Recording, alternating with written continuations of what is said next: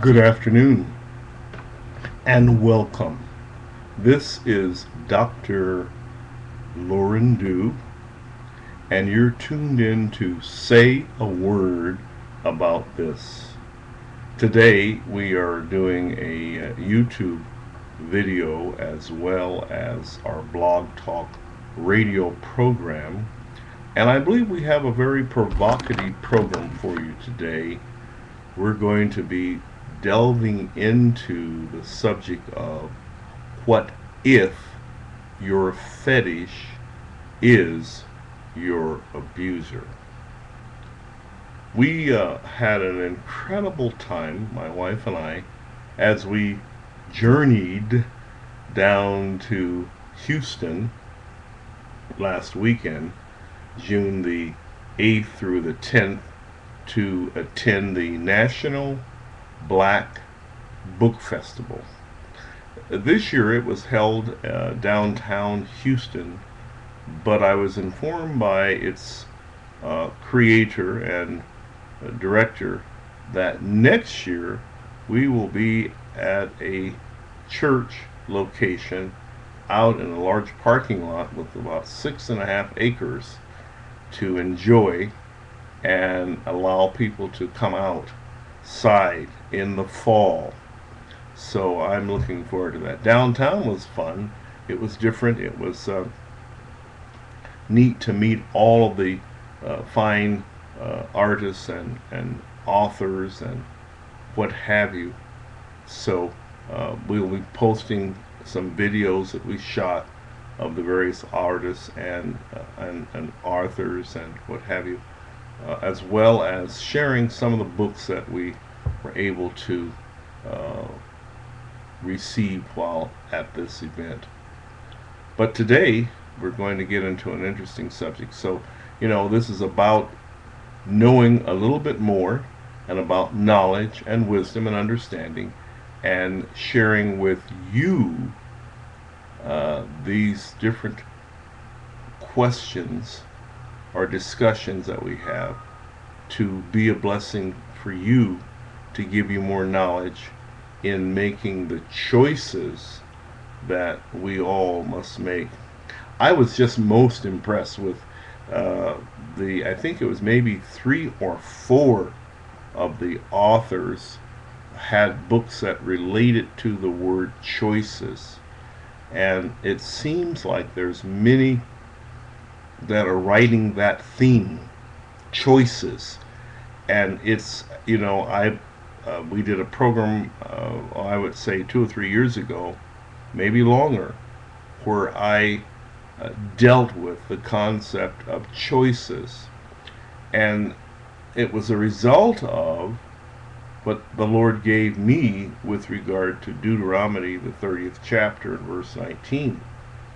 Essentially, that we were created, you and I, as flesh and blood, and we are given the opportunity to make the choice of what we do, how we go, where we go, who we marry, who we sleep with, what we eat, who we worship, who we serve.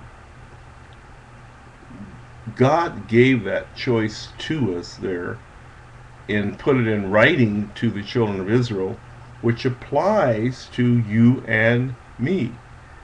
So that principle is a incredible principle that I think not enough people really understand and embrace, or even, really consider it, but rather embrace so many their own concepts and own ideas and own ideologies about what someone must do or should do, or the dogmas and the fanaticism that we see.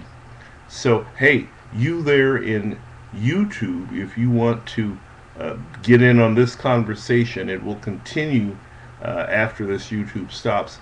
Come on over to blogtalkradio.com /DRDUE.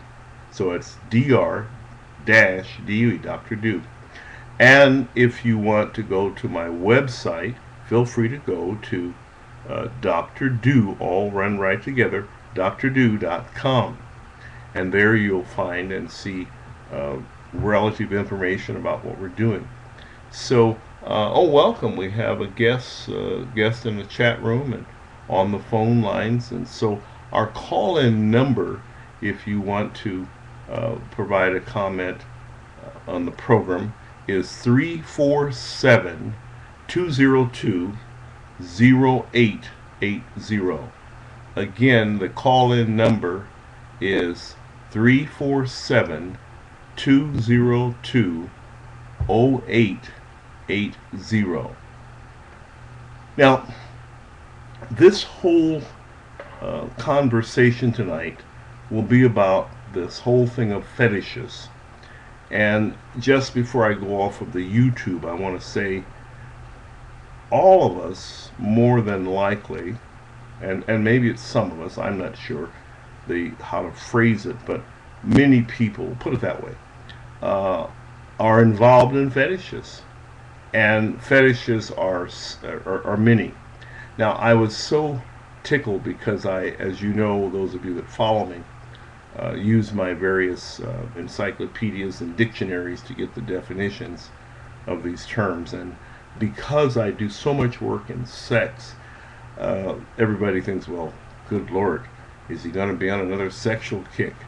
Well, listen to this, the definition, at least you YouTubers, you out there, to see how this relates to you. The definition of fetish, now it is a word that's Portuguese. That's where it came from. And incidentally, I gotta tell you, the word fetish is not in the Bible. Just as, you know, I have the book coming out on masturbation, liberation. It's not in the Bible. However, the word object or objects, that word appears in certain relationships in Scripture. So we have some reference, but the actual term fetish, you won't find it in many of the older versions of the Bible, especially the King James, where so many people are dogmatic that is the only book that they will consider. Well, fetish, it's a noun. It has three possible meanings of it.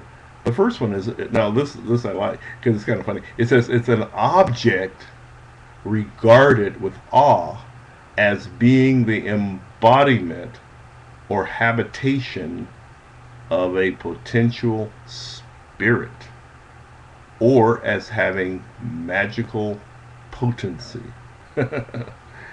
Oh boy. Now, number 2 says any object or idea, etc., eliciting unquestioning reverence, respect, or devotion, to make a fetish of high grades. And then in psychology, now also we all know that the word psychology isn't in the Bible. But here's what it says. In psychology, it's any object or non-genital part of the body that causes a habitual erotic response or fixation. We will go into more detail about that as we talk, but I wanted to just share that.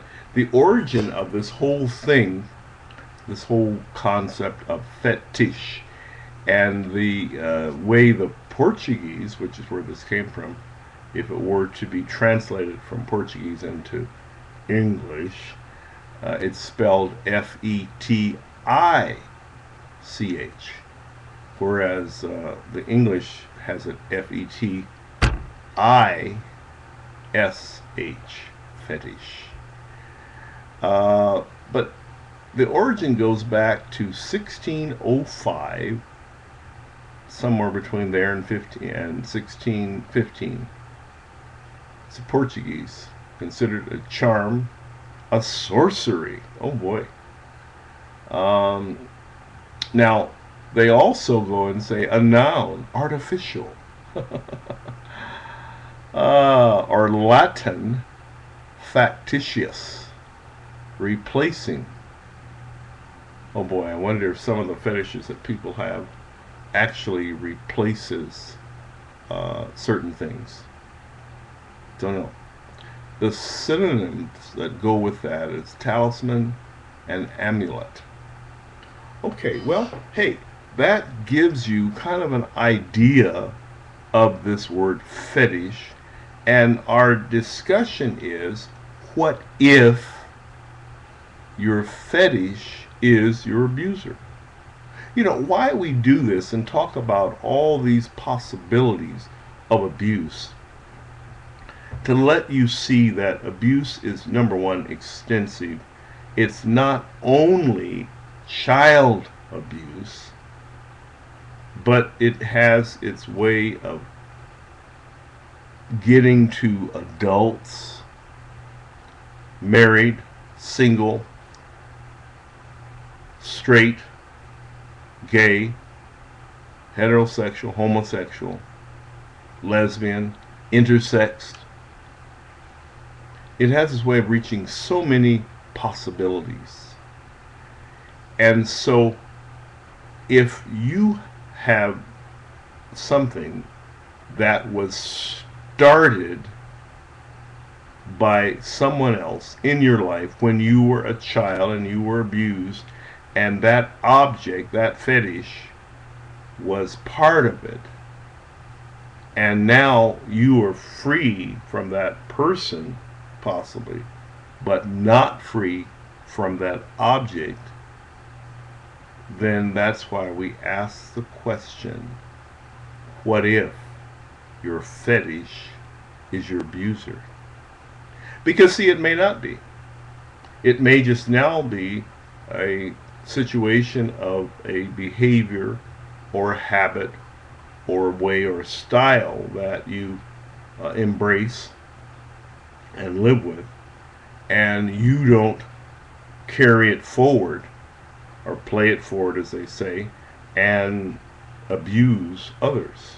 Hopefully that's the case. At any case, YouTube, think about, what if your fetish is your abuser? This is Dr. Do signing off with YouTube. Until next time, check us out at drdo.com. And if you are brave enough, you might even check out our sponsor, Joy Christian Center. It's a 501c3 ministry that's concerned about everybody.